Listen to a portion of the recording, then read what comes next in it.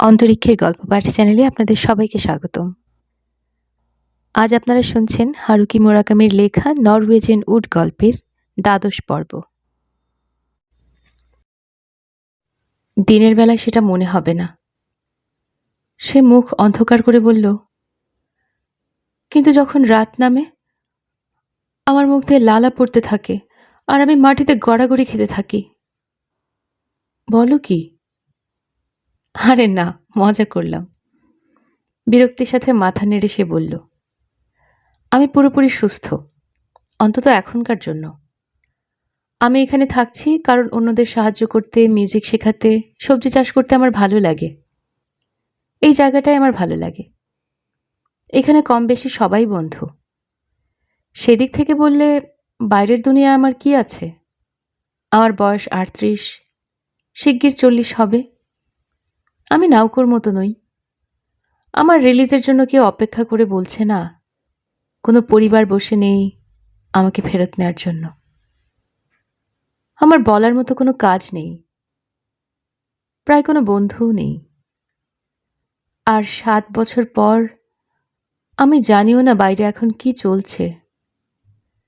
লাইব্রেরিতে মাঝে মধ্যে পত্রিকা পড়ি, কিন্তু এই জায়গার বাইরে আমি গত ৭ বছর পা ফেলিনি।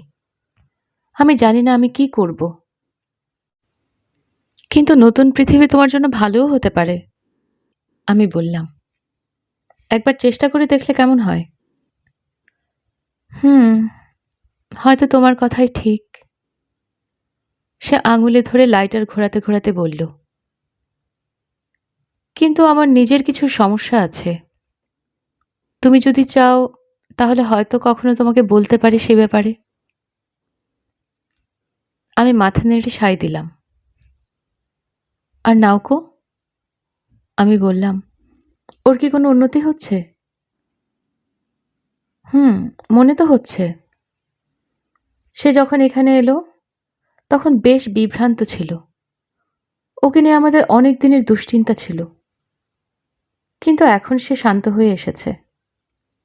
কথা বলে নিজের ভাবনা উপস্থাপন করতে উন্নতিও করেছে। কোনো সন্দেহ নেই সে ঠিক দিকে এগোচ্ছে। কিন্তু যখন সে চিকিৎসা পেল, তার অনেক আগেই তার চিকিৎসা শুরু করা দরকার ছিল। ওর বয়ফ্রেন্ড কিজুকির আত্মহত্যার পর থেকে ওর সমস্যাগুলো দেখা দিয়েছিল। ওর পরিবারের সেগুলো খেয়াল করা দরকার ছিল। ওর নিজেরও বোঝা উচিত ছিল সবকিছু ঠিক নেই। অবশ্য ওর বাসার পরিস্থিতিও ভালো না। বাসার পরিস্থিতি মানে? আমি জিজ্ঞেস করলাম। তুমি জানো না? রেইকো মনে হলো আমার চেয়েও বেশি অবাক হয়েছে। আমি মাথা নাড়লাম। ও মনে হয় সেটা নাওকো নিজেই ভালো বলতে পারবে। ও তোমার সাথে কিছু জরুরি কথা বলার জন্য প্রস্তুত হচ্ছে। রেইকো তার সিগারেটে টান দিয়ে কফিতে চুমুক দিল। আরেকটা জিনিস যেটা তোমার এখন থেকে জানা থাকা প্রয়োজন, বলল সে। এখানকার নিয়ম অনুযায়ী তুমি আর নাওকো একসাথে একা থাকতে পারবে না। দর্শনার্থীরা রোগীদের সাথে একা থাকতে পারে না। অবশ্যই একজন পর্যবেক্ষক সারাক্ষণ থাকবে। এই ক্ষেত্রে পর্যবেক্ষক হলাম আমি। দুঃখিত, কিন্তু আমার উপস্থিতি তোমার সহ্য করে চলতে হবে, ঠিক আছে? কোনো সমস্যা নেই, হেসে বললাম। কিন্তু তারপরেও, সে বলল, তোমরা নিজেদের মধ্যে যে কোনো কিছু নিয়ে কথা বলতে পারো। ভুলে যাও আমি আশেপাশে আছি। তোমার আর নাওকোর সম্পর্কের প্রায় সবকিছুই জানি আমি। সবকিছুই? প্রায় সবকিছুই। এখানে গ্রুপ বৈঠক হয়, আমরা একজন আরেকজন সম্পর্কে অনেক কিছু জানতে পারি।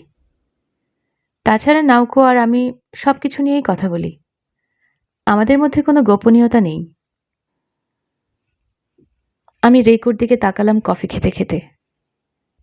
সত্যি কথা বলতে কি, আমি বললাম, আমি বিভ্রান্ত বোধ করছি। আমি এখনো জানি না টোকিওতে সেদিন নাওকোর সাথে কি করেছি, কিংবা ভুল করেছি নাকি ঠিক করেছি। তখন থেকে এ নিয়ে ভাবছি, কিন্তু এখনো কিছু বুঝতে পারিনি। এখানে থাকার জন্য এই সময়টা চমৎকার, তাই না? কিন্তু শীতে পারলে আসবেন। সবকিছু সাদা হয়ে যায়, খুবই দারুণ লাগে। বরফ পড়ার আগেই হয়তো নাউকো বেরিয়ে যাবে এখান থেকে, রেইকো লোকটাকে বলল। তা ঠিক, কিন্তু তারপরেও শীত এখানে খুবই চমৎকার। লোকটা বিষণ্ণ চেহারা করে একই কথা বলল আবার। আমার আবারও দোটানায় পড়ে গেলাম, এ লোক ডাক্তার নাকি। তোমরা কি নিয়ে কথা বলো? রেইকোকে বললাম। মনে হলো না সে আমার প্রশ্ন বুঝল। কি নিয়ে কথা বলি? সাধারণ ব্যাপার স্যাপার নিয়ে। সারাদিন কি হলো, কি কি বই পড়লাম আমরা, কিংবা ধরো কালকের আবহাওয়া, এই তো। আমাকে বলো না, তুমি ভাবছো লোকজন লাফিয়ে উঠে চিৎকার করে বলবে, যদি আজকে মেরু ভাল্লুক আকাশের সব তারা খেয়ে ফেলে তাহলে কালকে বৃষ্টি হবে? না না, অবশ্যই তা ভাবছি না। আমি বললাম, আমি ভাবছিলাম এই যে চুপচাপ কথাবার্তা হচ্ছে সবার মধ্যে, সেগুলো কি নিয়ে? এটা চুপচাপ জায়গা, তাই লোকজন আস্তে কথা বলে, নাউকো বলল। সে তার থালার চারপাশ দিয়ে মাছের কাঁটাগুলো বেছে সুন্দর করে সাজিয়ে রেখেছে আর রুমাল দিয়ে মুখ মুছছে। এখানে উচ্চস্বরে কথা বলার কিছু নেই। তোমার কাউকে পটানোর প্রয়োজন নেই, কারো মনোযোগ আকর্ষণের দরকার পড়ে না কারো। তাই তো মনে হচ্ছে, আমি বললাম। এরকম চুপচাপ লোকজনের মধ্যে খেতে গিয়ে আমি অবাক হয়ে ভাবছিলাম ডর্মের ডাইনিংয়ের কোলাহল কতটা মিস করছি। তাদের হাসি, শুধু শুধু চিৎকার, বাড়িয়ে বলা গল্প, সবকিছু মিস করছিলাম। গত কয়েক মাস এই কোলাহলে বিরক্ত হয়ে গিয়েছিলাম ঠিকই, কিন্তু এখন এই পরিবেশে আমি সহজ হতে পারছিলাম না। এখানে ডাইনিংয়ের আবহাওয়া আর মেশিন টুল প্রদর্শনীর মেলার আবহাওয়া একই রকম মনে হচ্ছিল। কম লোকের আগ্রহ আছে এমন কোনো একটা বিষয়ে আগ্রহী লোকজন জড়ো হয়েছে এই একটা জায়গা। এমন বিষয় নিয়ে কথা চলাচলি হচ্ছিল যা তারা ছাড়া বাইরের কেউ বুঝবে না। রাতের খাওয়ার পর রুমে এসে নাউকো আর রেইকো ঘোষণা দিল তারা এরিয়া সি এর কমন গোসলখানায় গোসল করতে যাবে। আমি যদি চাই তো তাদের বাথরুমে গোসল করতে পারি। আমি বললাম, সেটাই করব। ওরা চলে যাওয়ার পরে পোশাক ছেড়ে বাথরুমে গিয়ে গোসল সেরে নিলাম। বুককেসে বিল ইভান্সের একটা রেকর্ড পেলাম। গান শুনতে শুনতে চুল শুকাচ্ছিলাম। তখন খেয়াল হলো এই একই রেকর্ড সেই রাতে বাজানো হয়েছিল। নাউকোর জন্মদিন ছিল যেদিন, যে রাতে সে কেঁদেছিল আর আমি তাকে বুকে টেনে নিয়েছিলাম। মাত্র 6 মাস আগের ঘটনা, অথচ মনে হচ্ছে দূর কোনো এক অতীত। হয়তো এরকম মনে হচ্ছে কারণ আমি অনেক ভেবেছি এই নিয়ে অনেক, যার কারণে সময়ের হিসেব নষ্ট হয়ে গেছে। আকাশে উজ্জ্বল চাঁদ, আলো নিভিয়ে সোফায় শুয়ে বিল ইভান্সের পিয়ানো শুনতে লাগলাম। চাঁদের আলো জানালায় পড়ে লম্বা ছায়া তৈরি করেছিল। ন্যাপসেপ থেকে পাতলা মেটাল ফ্লাস্ক বের করে গলায় ব্র্যান্ডি ঢাললাম। তরল উষ্ণতা গলা দিয়ে ধীরে ধীরে পাকস্থলিতে নেমে গেলে তারপর সারা দেহে ছড়িয়ে পড়ল। আরও এক ঢোক খেয়ে ফ্লাস্ক ন্যাপসেকে রেখে দিলাম। এখন মনে হলো চাঁদের আলো মিউজিকের সাথে তাল মিলিয়ে দুলছে। মিনিট 20 পরে নাউকো আর রেইকো গোসল সেরে ফিরে এলো। উহ, কি অন্ধকার! আমরা তো ভেবেছি তুমি ব্যাগ গোছিয়ে টোকিও ফেরত গেলে কিনা, রেইকো বলল। চমৎকার লাগছে কিন্তু। কোনো বাথটাব নেই, স্রেফ শাওয়ার। ভালোই, কি বলো? গোসল আর লন্ড্রির জন্য বাইরে কমন ব্যবস্থা আছে। অনেক ভালো। আমার ডর্মের রুমে খালি ছাদ আর জানালা আছে। আহ, কিন্তু তুমি এখানকার শীত দেখোনি, রেইকো বলল। লম্বা এবং রূঢ়, চারিদিকে কিচ্ছু নেই, যেদিকে তাকাও খালি বরফ আর বরফ। ঘরবাড়ি সেঁতসেঁতে হয়ে ঠান্ডায় হাড় পর্যন্ত কেঁপে ওঠে। শীতে আমাদের কাজ কোদাল দিয়ে বরফ সরানো। বেশিরভাগ সময় আমরা ভেতরে থাকি, কারণ ভেতরে উষ্ণ আমরা কথা বলি, গান শুনি কিংবা উলবুনি। এইটুকু জায়গা যদি না থাকে দম বন্ধ হয়ে আসবে তোমার। একবার শীতে আসলে বুঝবে। শীতের কথা চিন্তা করে রেইকো এখনই দীর্ঘশ্বাস ফেলল। তোমার বিছানা, সোফায় চাপড় দিয়ে সে বলল। আমরা বেডরুমে ঘুমাবো, তুমি ঘুমাবে এখানে। কোনো সমস্যা হবে না আশা করি। একদমই না। তাহলে ঠিক আছে, রেইকো বলল। আমরা 5টার দিকে ফেরত আসব। নাওকো আর আমরা দুজনেই ততক্ষণ পর্যন্ত কাজ আছে। একা থাকতে কোনো সমস্যা নেই তো? না, কোনো সমস্যা নেই। আমি জার্মান পড়ব ততক্ষণ। রেইকো চলে যাওয়ার পর আমি সোফায় শটান হয়ে চোখ বন্ধ করলাম। চুপচাপ চারিদিক। হঠাৎ কোত্থেকে জানি আমার মনে পড়ল কিজুকি আর আমার মোটরসাইকেল ট্রিপের কথা। তখনও হেমন্ত চলছিল। কত বছর আগে সেটা? হ্যাঁ, 4 বছর আগের কথা। আমি এমনকি কিজুকির চামড়ার জ্যাকেটের গন্ধও মনে করতে পারলাম। আর সেই লাল ইয়ামাহা 125cc, তার থেকে হাওয়ার শব্দ। আমরা উপকূল পর্যন্ত গিয়ে আবার সন্ধ্যার মধ্যে ফিরে এসেছিলাম, একেবারে কাহিল হয়ে। বলার মতো কিছু ঘটেনি সেই ট্রিপে, কিন্তু আমার পরিষ্কার মনে আছে সব। হেমন্তের কড়া বাতাস আমাদের কানে লাগছিল। কিজুকের জ্যাকেট ধরে আমি বসে উপরে আকাশের দিকে তাকিয়েছিলাম। মনে হচ্ছিল মহাকাশে ছিটকে পড়ব। আমি অনেকক্ষণ শুয়ে থেকে একটার পর একটা স্মৃতি মনের ভেতর বয়ে যেতে দিলাম। কোনো অদ্ভুত কারণে হোক বা যাই হোক, অনেক পুরনো স্মৃতি ফিরে আসলো, যা অনেকদিন মনে আসেনি। কিছু আনন্দের স্মৃতি আর কিছু দুঃখের। কতক্ষণ এমন চলল আমি জানি না। আমি স্মৃতির স্রোতে এমনভাবে ডুবেছিলাম যে খেয়ালই করিনি কখন নিঃশব্দে নাওকো দরজা খুলে ভেতরে এলো। আমি চোখ খুলে দেখি সে আমার দিকে তাকিয়ে সোফার হাতলে বসে আছে। মাথা তুলে তার চোখের দিকে তাকালাম। প্রথমে ভেবেছি স্মৃতির কোনো দৃশ্য, কিন্তু না, সে ছিল আসলেই নাওকো। ঘুমাচ্ছিলে? ফিসফিস করে সে বলল। না, ভাবছিলাম। উঠে বসে জিজ্ঞেস করলাম, কেমন আছো?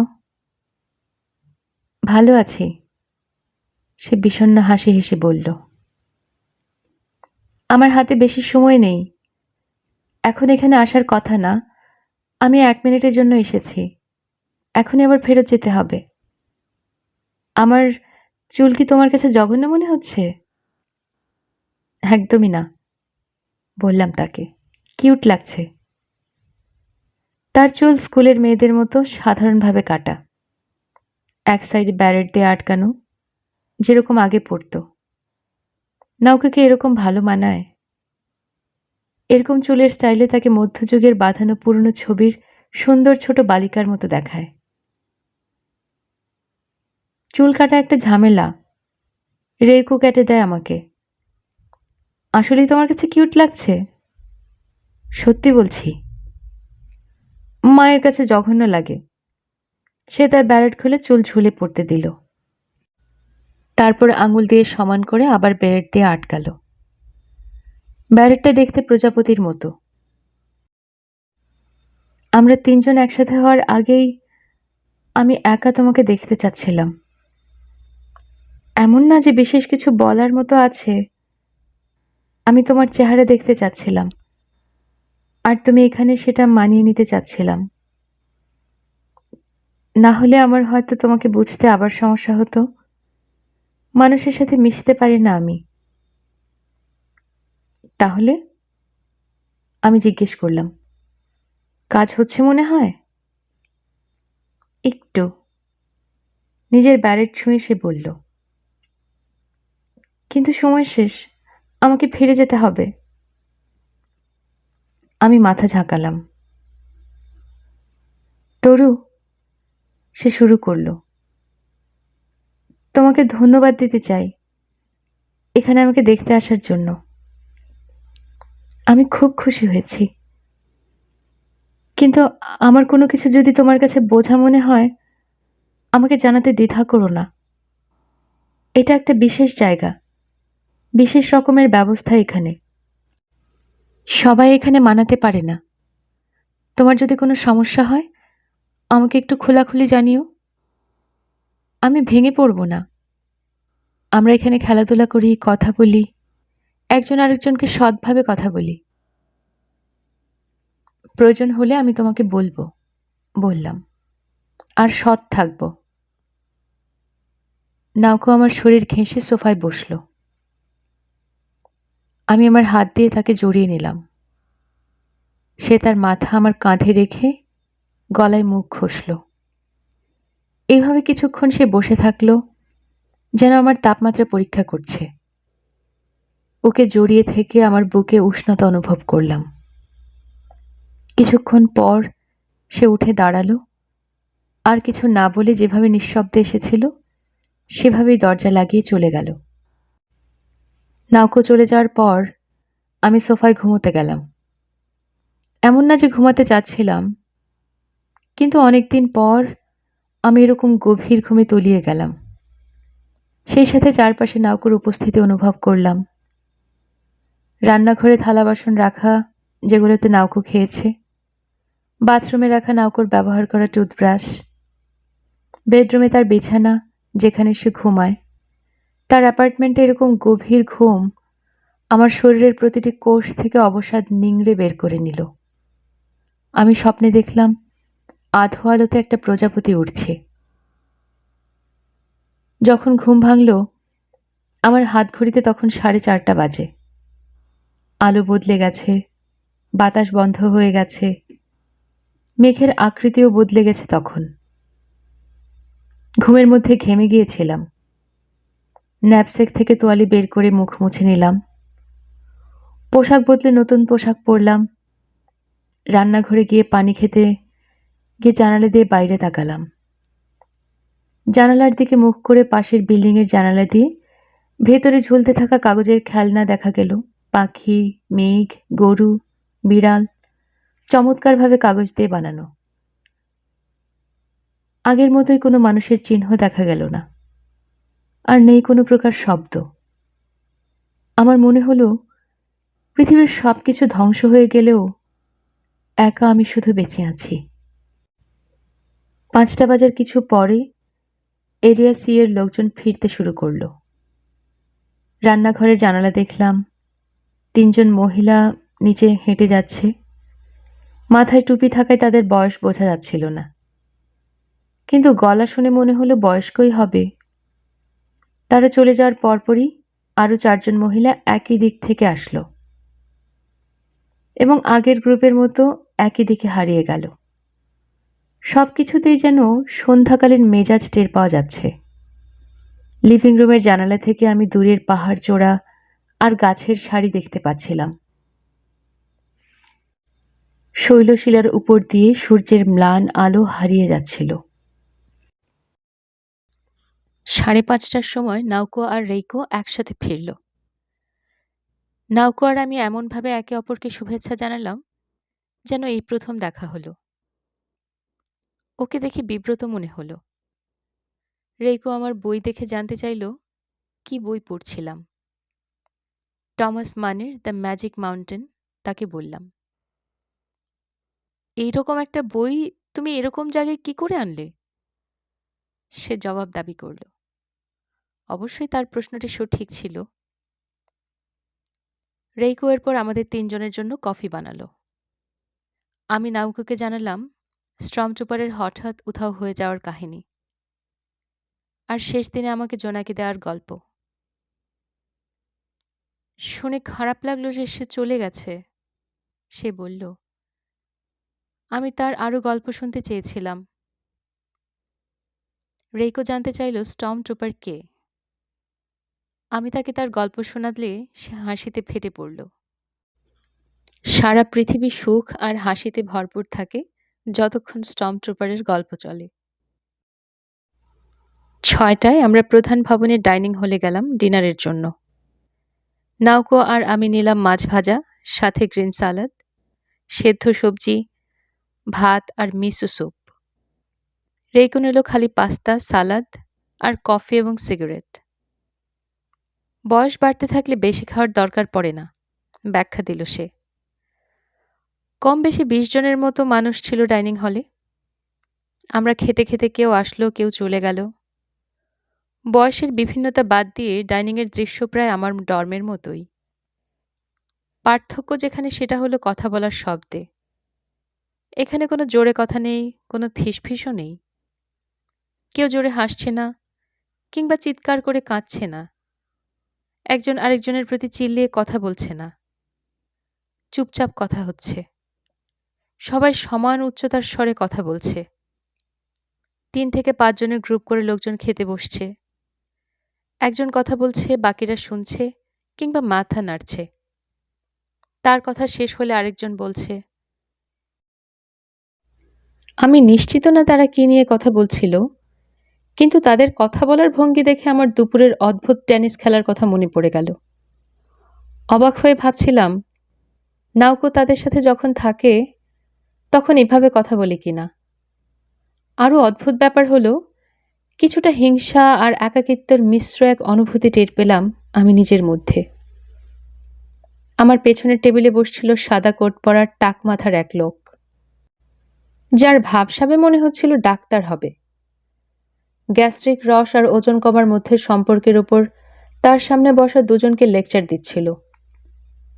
দুজনের একজন নার্ভাস চেহারায় চশমা পরা এক যুবক আর একজন কাঠবিড়ালির মতো চেহারার এক মধ্যবয়স্ক মহিলা। তারা দুজন শুনছিল আর মাঝে মাঝে সর্বনাশ কিংবা বলেন কি এই ধরনের মন্তব্য করছিল। কিছুক্ষণ টাক লোকটার কথা শুনে আমি নিশ্চিত হলাম সে ডাক্তার নয়। ডাইনিং হলের কেউ আমাকে বিশেষ গুরুত্ব দিল না, কেউ আমার দিকে তাকালোও না। এমনকি আমি যে ওখানে আছি তা খেয়াল করলো বলেও মনে হলো না। মনে হলো আমার উপস্থিতি খুবই সাধারণ একটি ঘটনা। খালি একবার সাদা পোশাক পরা লোকটা যে আশেপাশে ঘোরাফেরা করছিল আমাকে জিজ্ঞেস করল, আপনি কতদিন থাকবেন এখানে? 2 রাত, আমি বললাম। বুধবারে চলে যাব। এখানে থাকার জন্য এই সময়টা চমৎকার, তাই না? কিন্তু শীতে পারলে আসবেন, সবকিছু সাদা হয়ে যায়, খুবই দারুণ লাগে। বরফ পড়ার আগেই হয়তো নাউকো বেরিয়ে যাবে এখান থেকে, রেইকো লোকটাকে বলল।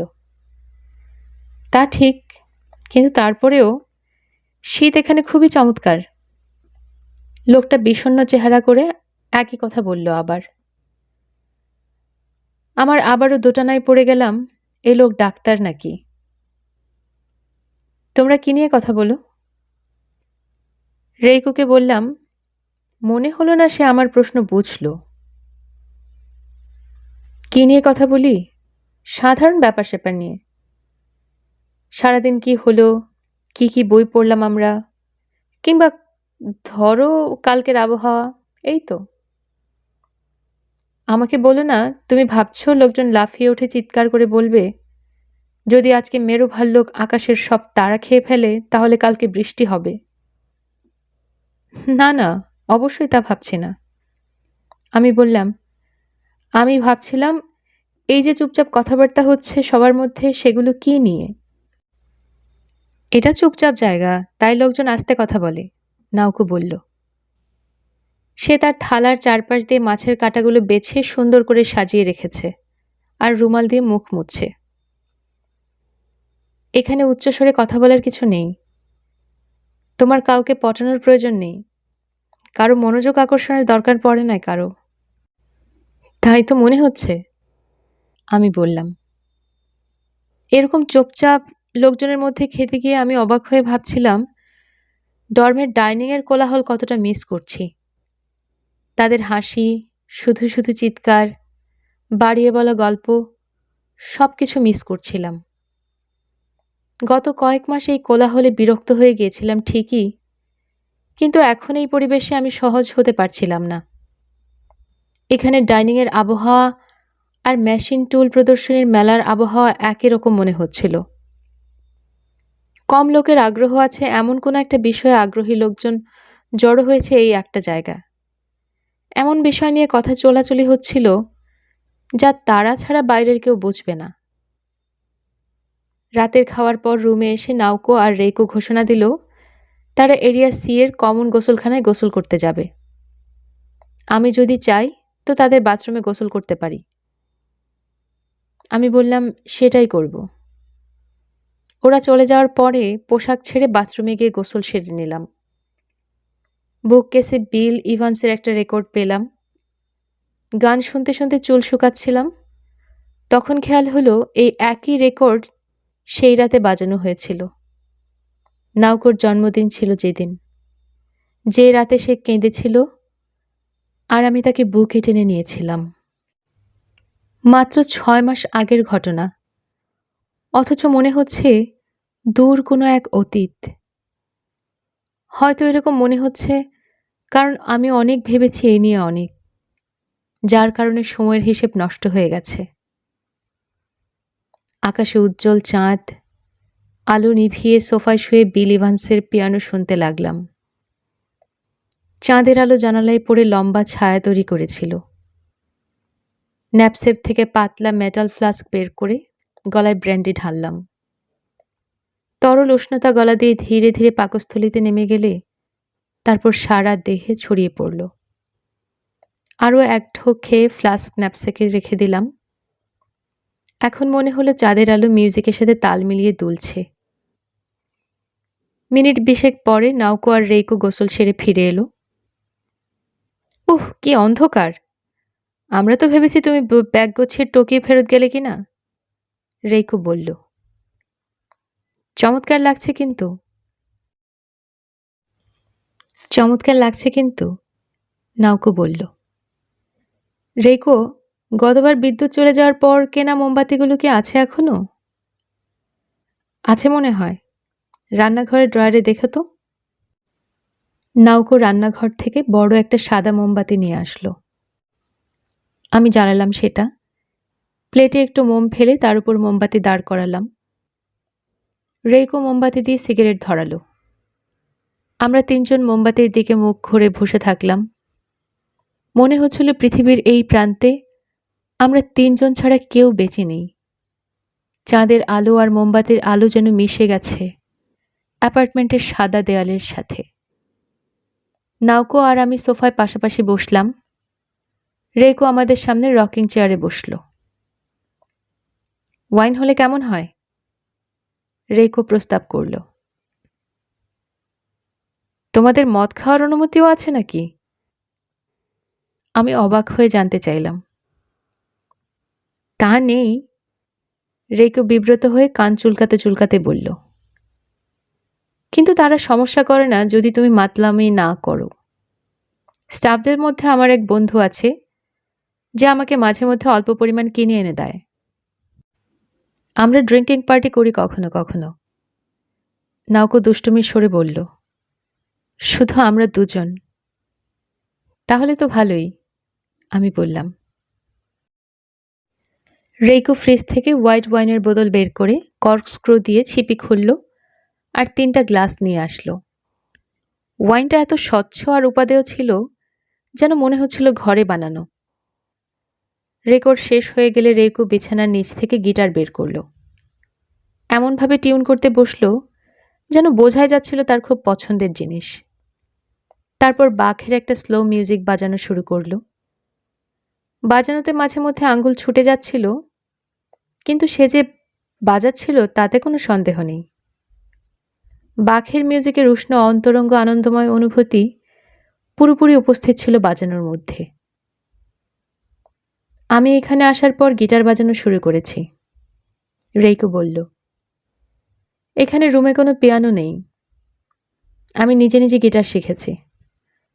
অবশ্য গিটার বাজানোর মতো হাত আমার নেই, তাই ভালোভাবে বাজাতে পারছি না।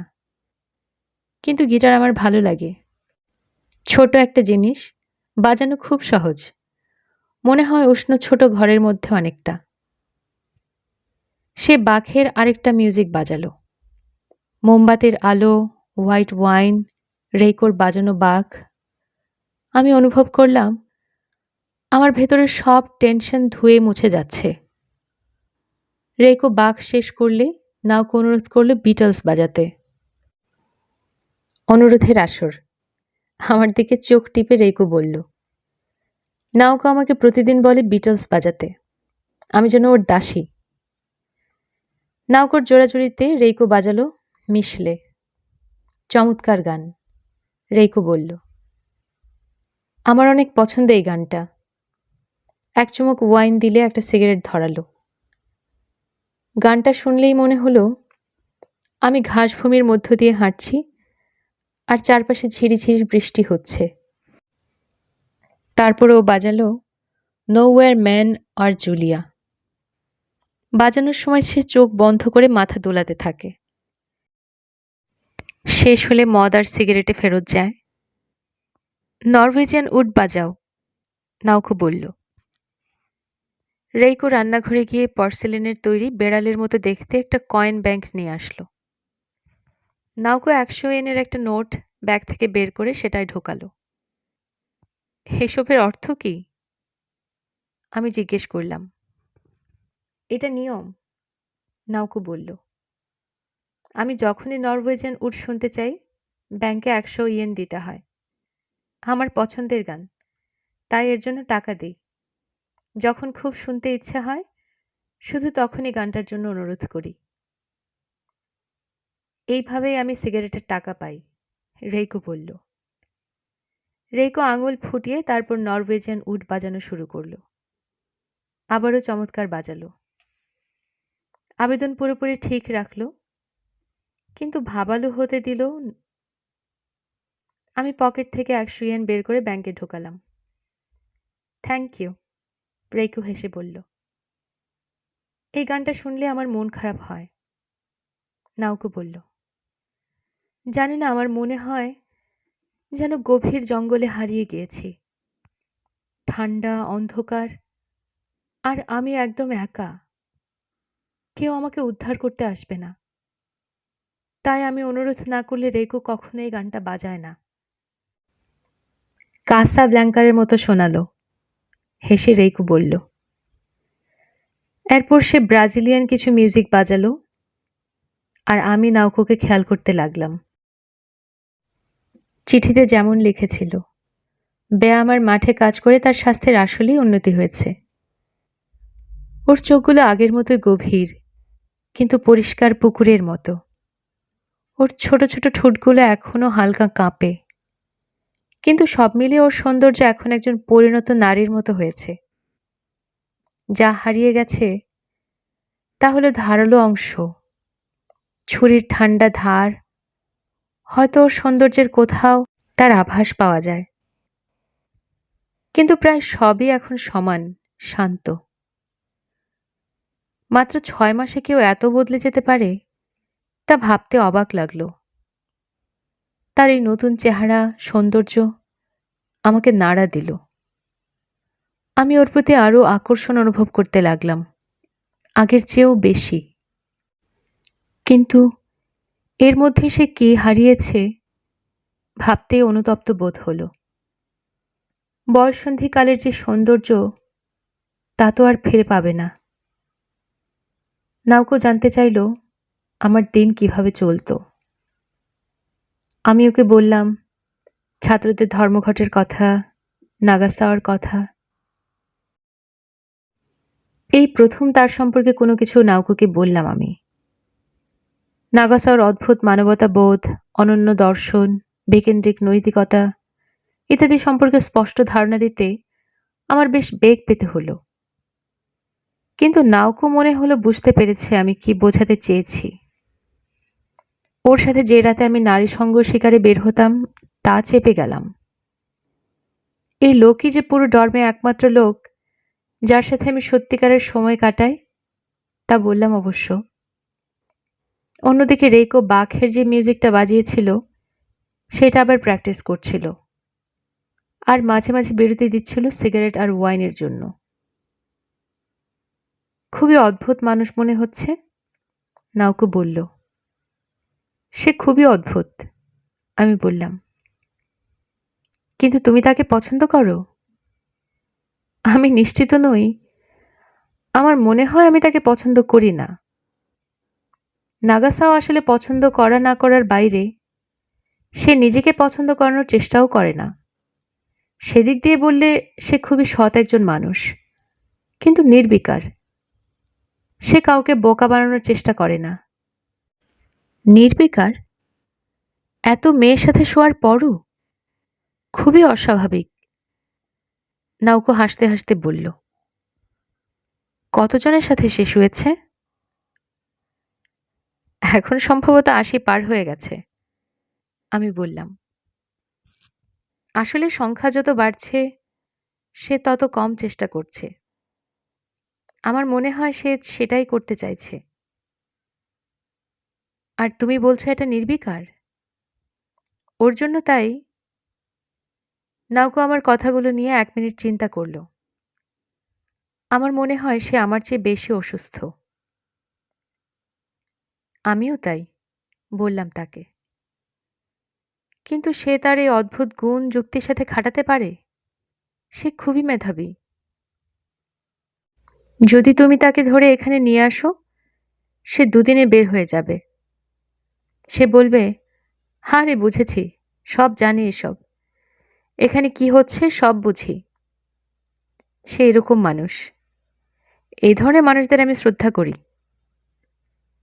আমার মনে হয় আমি মেধাবীর বিপরীত। নাউকো বলল, এখানে কি হচ্ছে আমি কিছুই বুঝি না, নিজেকেও বুঝি না। সেটা তুমি মেধাবী না এই জন্য নয়, আমি বললাম। তুমি একদম সাধারণ। আমিও অনেক কিছু আছে বুঝি না। তুমি আমি দুজনেই সাধারণ মানুষ। নাউকো সোফার কোনায় পা তুলে থুতনি রাখল হাঁটুর উপর। আমি তোমার সম্পর্কে আরও জানতে চাই, সে বলল। আমি খুবই সাধারণ একজন মানুষ। পরিবার সাধারণ, পড়াশোনা সাধারণ, চেহারা সাধারণ, রেজাল্ট সাধারণ, চিন্তাভাবনাও সাধারণ। তুমি স্কট ফিটজারল্যান্ডের একজন বড় ভক্ত। সে না বলেছে, তুমি এমন কাউকে বিশ্বাস করবে না যে দাবি করে সে সাধারণ। তুমি নিজেই আমাকে বইটা দিয়েছিলে। নাউকো দুষ্ট হাসি হেসে বলল, কথা সত্যি, আমি বললাম। কিন্তু আমি বানিয়ে বলছি না। আমি সত্যি সত্যি ভেতর থেকে বিশ্বাস করি আমি একজন সাধারণ মানুষ। আমার মধ্যে তুমি কি কিছু পেয়েছো যেটা সাধারণ নয়? অবশ্যই আমি পেয়েছি। নাউকো একটু ধৈর্যহারা সুরে বলল, তুমি কি ভেবেছ আমি কেন তোমার সাথে শুয়েছিলাম? কারণ আমি এতই মাতাল ছিলাম যে যার তার সাথে শুয়ে পড়তাম? না, আমি তা ভাবিনি, বললাম তাকে। নাউকো এরপর অনেকক্ষণ নিজের পায়ের দিকে তাকিয়ে চুপ করে থাকল। আমিও কথা খুঁজে না পেয়ে আরেকটা ড্রিঙ্ক নিলাম। তুমি কতজন মেয়ের সাথে শুয়েছ তরু? নাউকো এত আস্তে জিজ্ঞেস করল যে আমি ভাবলাম ও পাগল হয়ে গেল নাকি। ৮ অথবা ৯। সত্যিটাই বললাম। রেইকো গিটার বাজানো থামিয়ে কোলের উপর রাখল। বলো কি, তোমার বয়স তো ২০ও হয়নি। কিরকম জীবনের দিকে যাচ্ছ তুমি? নাউকো চুপ করে থেকে তার সেই পরিষ্কার দৃষ্টি দিয়ে আমার দিকে তাকিয়ে থাকল। আমি রেইকোকে বললাম যে মেয়ের সাথে আমি প্রথম শুয়েছি তার কথা, আর কিভাবে আমাদের সম্পর্ক ছেদ হলো। আমি ব্যাখ্যা করলাম কেন তাকে ভালোবাসা আমার পক্ষে সম্ভব ছিল না। তারপর বললাম নাগাসাওয়ার খপ্পরে পড়ে কি করে একটার পর একটা মেয়ের সাথে শুয়েছি। আমি কোনো অজুহাত দিচ্ছি না, কিন্তু আমি অনেক কষ্টে ছিলাম, বললাম নাউকোকে। তোমার সাথে প্রতি সপ্তাহে দেখা হতো, কথা হতো, কিন্তু জানতাম তোমার মনে আছে স্রেফ কিছু কি। খুব কষ্ট হতো, খুব। আর সেজন্যই আমি হয়তো যেসব মেয়েদের চিনতাম না তাদের সাথে শুতাম। নাউকো মাথা দোলালো কিছুক্ষণ, তারপর মুখ তুলে বলল, তুমি জানতে চেয়েছিলে সেদিন আমি কেন কখনো কিজুকির সাথে সেক্স করিনি, মনে আছে? তুমি কি এখনো উত্তরটা চাও? আমার মনে হয় এই প্রশ্নের উত্তরটা আমার খুব জানা প্রয়োজন, বললাম তাকে। আমারও তাই মনে হয়, নাউকো বলল। যে মরে গেছে সে সবসময়ের জন্য মরে গেছে, কিন্তু আমাদের বেঁচে থাকতে হবে। আমি মাথা ঝাঁকিয়ে সায় দিলাম। রেইকো একই অংশ বারবার বাজিয়ে চলল যতক্ষণ না পুরোপুরি ঠিক হচ্ছে। আমি ওর সাথে সেক্সের জন্য তৈরি ছিলাম, নাউকো বলল। ব্যারেট সরিয়ে চুলগুলো ছেড়ে দিল, আঙুলগুলো একসাথে করে প্রজাপতির মতো করল। আর অবশ্যই সে আমার সাথে শুতে চেয়েছিল। আমরা চেষ্টাও করেছিলাম। আমরা অনেক চেষ্টা করেছি, কিন্তু কখনো কাজ হয়নি। আমরা সেক্স করতে পারিনি। আমি তখন জানতাম না, এখনো জানি না কেন পারিনি। আমি ওকে ভালোবাসতাম। সতীত্ব হারানোর ভয় আমার ছিল না। ও যা চাইতো আমি সবকিছু করতে রাজি ছিলাম, কিন্তু কখনো কাজ করেনি। নাউকো ব্যারেট দিয়ে আবার চুল আটকালো। আমার শরীর সাড়া দেয়নি, আস্তে করে বলল সে। ওর কাছে আমার শরীর উত্তেজিত হতো না, তাই ব্যথা পেতাম। আমরা সবকিছু চেষ্টা করেছি, ক্রিম আর যা যা কিছু আছে, কিন্তু তারপরেও ব্যথা পেতাম। তাই আমি ওর জন্য আমার হাত ব্যবহার করতাম, কিংবা ঠোঁট। ওভাবে সবকিছু করতাম। তুমি বুঝতে পারছো আমি কি বলছি? আমি কোনো কথা না বলে মাথা ঝাঁকালাম। নাউকো জানালা দিয়ে বাইরে তাকালো। বাইরের চাঁদ এখন আগের চেয়েও বড় আর উজ্জ্বল মনে হলো। আমি কখনো এই বিষয়টা নিয়ে কথা বলতে চাইনি, সে বলল। আমি মনের ভেতর কোথাও লুকিয়ে ফেলতে চেয়েছিলাম, যদি পারতাম, কিন্তু কথা না বলে উপায় ছিল না। আমার কোনো উত্তর জানা ছিল না। আমাকে না, আমি বললাম। তুমি জানতে চাইছো তুমি কেন আমার জন্য এমন অনুভব করলে যেখানে আমাকে ভালোবাসতে না? আমি দুঃখিত, নাউকো বলল। আমি তোমাকে কষ্ট দেওয়ার জন্য বলিনি, কিন্তু ব্যাপারটা তোমাকে বুঝতে হবে। কিজুকি আর আমার মধ্যে বিশেষ একটা সম্পর্ক ছিল। আমাদের যখন ৩ বছর বয়স, তখন থেকে আমরা একসাথে বড় হয়েছি। সবসময় একসাথে ছিলাম আমরা। সবসময় একে অপরের সাথে সবকিছু নিয়ে কথা বলেছি। একজন আরেকজনকে পুরোপুরি বুঝতাম। যখন 6th গ্রেডে ছিলাম, তখন আমরা প্রথম চুমু খেয়েছি। খুবই চমৎকার ছিল ব্যাপারটা। প্রথম যখন আমার পিরিয়ড হয়, আমি ওর কাছে ছুটে গিয়েছিলাম আর বাচ্চার মতো কাঁদছিলাম। আমি জানি না অন্য কাউকে ভালোবাসা সম্ভব কিনা। সে হাত বাড়িয়ে টেবিল থেকে গ্লাস নিতে গেলে, কিন্তু ধাক্কা লেগে কার্পেটে ওয়াইন গ্লাস পড়ে গেল। আমি লাফ দিয়ে গ্লাসটা তুলে টেবিলে রাখলাম। ওকে আরেকটু ওয়াইন চায়? আমি জিজ্ঞেস করলাম। নাউকো চুপ করে থাকলো কিছুক্ষণ, তারপর কান্নায় ভেঙে পড়ল। সারা শরীর কাঁপছিল ওর। সামনে ঝুঁকে হাত দিয়ে মুখ ঢেকে ফুঁপিয়ে ফুঁপিয়ে কাঁদছিল, সেই রাতের মতো। রেইকো গিটার রেখে নাউকোর পাশে গিয়ে হাত রাখল ওর পিঠে।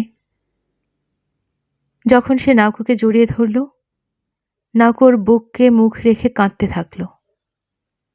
রেইকো আমাকে বলল, আমার মনে হয় তুমি একটু বাইরে থেকে ঘুরে আসো, ধরো 20 মিনিটের জন্য।